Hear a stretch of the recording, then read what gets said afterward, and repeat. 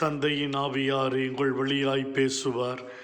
எங்களோடு இருந்து எங்களுக்காக பேசுபவர் எம்மை போற்றுகிறோம். உமக்காகவே வாழ்வை அர்ப்பணித்தவர்களை ஒருபொழுதும் கைவிடுவதில்லை, கை நெகிழ்வதில்லை.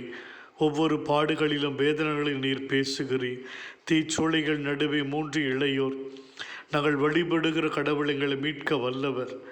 தந்தையின் ஆவியின் பேச்சு. எலியாசார், நான் முதியவன், இளையோருக்கு எடுத்துக்காட்டாய் இருக்க வேண்டும். நாங்கள் கண்டதையும் கேட்டதையும் அறிவிக்காமல் இருக்க முடியாது.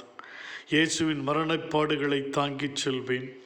ஆண்டவராய் இயேசுவே, இந்த பாவத்தை இவர்கள் மேல் சுமத்தாதீர். என் ஒரு பாகம் வெந்துவிட்டது, என்னை திருப்பி போடுங்கள். என்னை என் ஆண்டவரைப் போல நேராக சிலுவையில் அறைய வேண்டாம், தலைகீழாக சிலுவையில் அறையுங்கள். ஆண்டவரே, உம்மை தங்கள் வாழ்க்கையில் பின்பற்றியவர்கள் தங்கள் மரணத்தில் உம்மை முழுமனதோடு பின்பற்றினார்கள். அவர்கள் இந்த வீர வாழ்வுக்கு காரணம். நீர் அவர்களோடு இருக்கிறீர். நீர் அவர்களை வழிநடத்துகிறீர்.